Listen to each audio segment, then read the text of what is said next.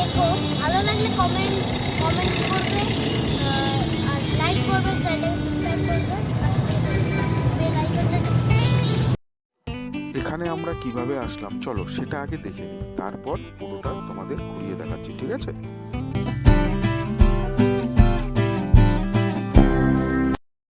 Gitanjali metro station থেকে আমরা ticket কাটলাম, ঠিক আছে? টিকিট কেটে মেট্রো স্টেশনে উঠে মেট্রো রেল আসার অপেক্ষা করে যখন ট্রেন আসলো ট্রেনে চেপে বসলাম। এই মেট্রো করে গেলে তোমাদের কোন স্টেশনে নামতে হবে বলো তো? তোমাদের নামতে হবে যতীন দাস পার্ক। যতীন দাস পার্কই হচ্ছে হাজরার যে মেট্রো স্টেশন তার নাম। হ্যাঁ, এবার এই মেট্রো করে তোমরা মানে যে কোনো দিক থেকেই আসতে চাও, তারা যে কোনো দিক থেকেই আসতে পারো, ওই যতীন দাস পার্কেই তোমাদের নামতে হবে। যতীন দাস মেট্রো স্টেশনে নেমে এবার হাজরার দিকে একটু এগোলে বাঁ হাতে একটা অটো স্ট্যান্ড আছে। ওই অটো স্ট্যান্ড থেকে অটো ধরে নিলে একদম মিউজিয়ামের সামনে নামিয়ে দেবে। প্রতিজন 10 টাকা করে ভাড়া নেয়, যে কোনো কাউকে জিজ্ঞেস করলেই দেখিয়ে দেবে ওই অটো স্ট্যান্ডটা। আলিপুরে মিউজিয়ামের সামনে নেমে এবার চলো ভেতর দিকে যাই। এই যে জায়গাটা, এইখানে বাঁ হাতে টিকিট কাউন্টার আছে, ঠিক আছে? এবার টিকিট কাউন্টার থেকে টিকিট কাটতে হবে প্রতিজন 30 টাকা। 5 বছরের বেশি হলেই 30 টাকা করে টিকিট কাটতে হবে। তারপর সোজা ভেতর দিকে গিয়ে ভেতরে যে জায়গাটা আছে সেই জায়গাটা অপূর্ব অপূর্ব অপূর্ব, দারুণ করে সাজিয়েছে। ফুলের বাগান টাগান করা আছে, দেশাত্মবোধক গান চলে, পরিষ্কার করা, খুবই সুন্দর খুবই সুন্দর। আমাদের তো ভীষণ ভালো লেগেছে। এবার এইটা দেখার পর আরও সামনে এগিয়ে যেতে হবে। তো চলো সামনের দিকে আরও এগোবো, আরও দেখাবো কি কি জিনিস ভেতরে আছে। ভেতরে ঢুকে গেছি, তো এরপর চলো সামনে আরও এগিয়ে যাই।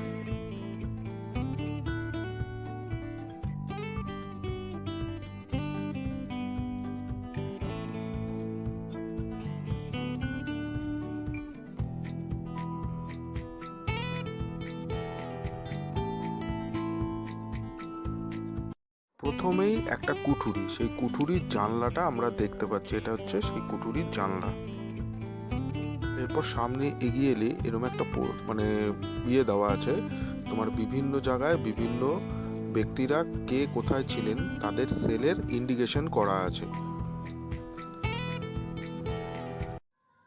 সর্বপ্রথম আমরা ঢুকলাম ফাঁসির মঞ্চের যে জায়গাটা সেটা দেখতে। এটা ওই বোর্ডেই ইন্ডিকেশন করা আছে, সেখান থেকে একটু ঢুকলেই তারপরে দেখা যাবে।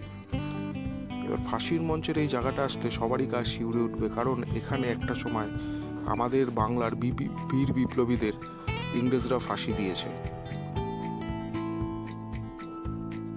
এই ফাঁসির দড়ির বা ফাঁসি কাঠের সামনে গেলে আপনার বা তোমাদের প্রত্যেকের মানে এত খারাপ লাগবে যে তাদের কিভাবে এখানে মারা হয়েছিল সেটা দেখার জন্য। এবং পেছন দিকে যে কুঠুরিটা আছে, যেটা দেখা যাচ্ছে জানলাগুলো, সেখানে অন্যান্য বন্দি বিপ্লবীদের দাঁড় করিয়ে রেখে এদের লাইভ ফাঁসি দেখানো হতো, যাতে ওরা সমস্ত কিছু বলে দেয়। এইভাবে অকথ্য অত্যাচার করতো ইংরেজরা।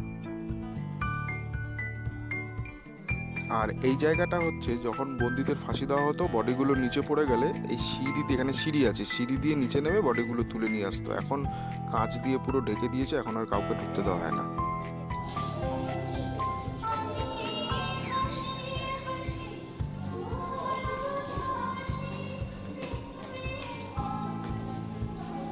এই টেবিলগুলোর উপরে পোস্টমর্টম করা হতো ব্রিটিশ আমলে। এই বিপ্লবীদের ফাঁসি দেওয়ার পর তারপর এখানেই তাদের পোস্টমর্টম করা হতো। সে টেবিলগুলো এখনও এখানেই আছে।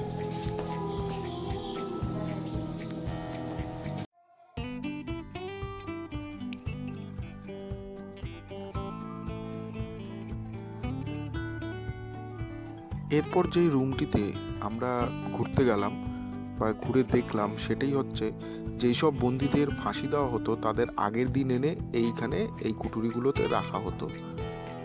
তারা এখানে থাকতো, সকালবেলা স্নান করিয়ে গীতা পাঠ পড়িয়ে তারপর তাদের ফাঁসি দেওয়ার জন্য নিয়ে যেতে হলো। সেই জায়গাগুলো আমরা ঘুরে ঘুরে দেখলাম, তোমরাও দেখো আমাদের সাথে।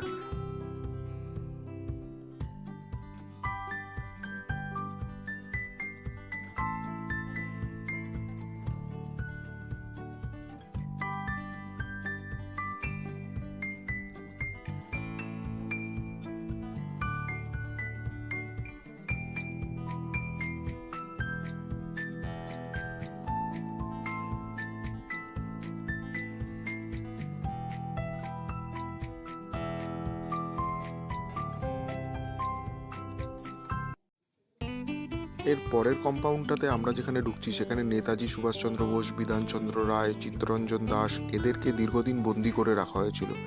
সেই সেলগুলো আমরা দেখতে ঢুকবো। তো এখানে লেখাই আছে কোথায় কে আছে। তো চলো গিয়ে দেখি কে কোন সেলে ছিলেন এবং ইতিহাস ছুঁয়ে দেখি। ওই মহান দেশনেতা এবং বিপ্লবীরা যেই কম্পাউন্ডটাতে বন্দি ছিলেন তাদের যেখানে রাখা হয়েছিল, যে জেল কম্পাউন্ডটা, সেটা বাইরে থেকে দেখতে অনেকটা এরকম।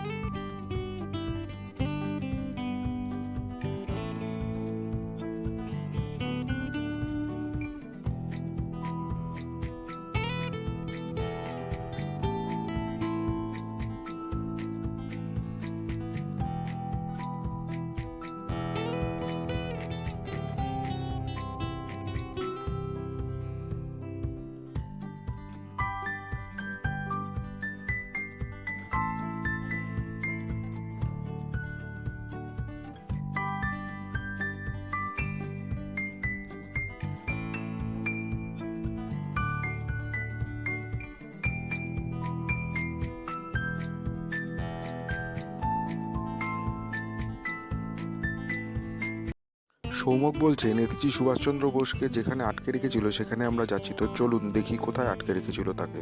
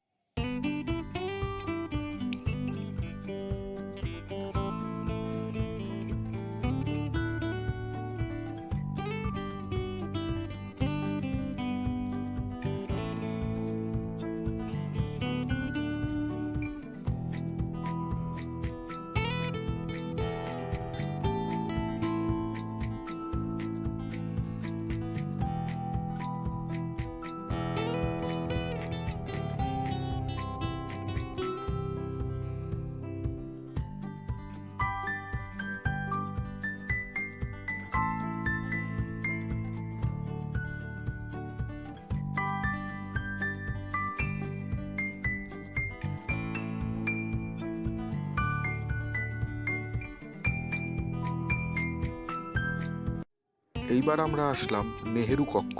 মানে আমাদের ভারতবর্ষের প্রথম প্রধানমন্ত্রী জওহরলাল নেহেরু স্বাধীনতা সংগ্রামে করার অপরাধে এখানে বন্দী ছিলেন। আর এই যে ইন্দিরা গান্ধী, তার মেয়ে, উনি যখন এই কক্ষে বন্দী থাকতেন তখন ইন্দিরা গান্ধী এখানে বসে বাবার সাথে কথা বলতেন। আমরা এগিয়ে যাচ্ছি এবং দেখে নেব নেহেরু কক্ষ এবং কোন কক্ষে তাকে বন্দী রাখা হয়েছে দীর্ঘদিন।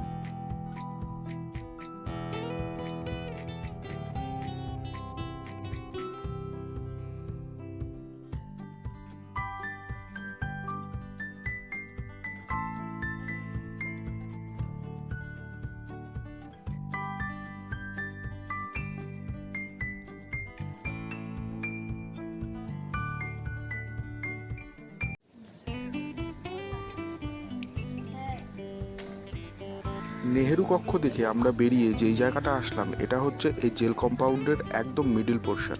এখানে যে গোল বাড়িটি আছে এটা হচ্ছে এখানকার মনিটরিং করার রুম। তো এর চারিদিকে হচ্ছে জেলের বিভিন্ন কম্পাউন্ডগুলো আছে।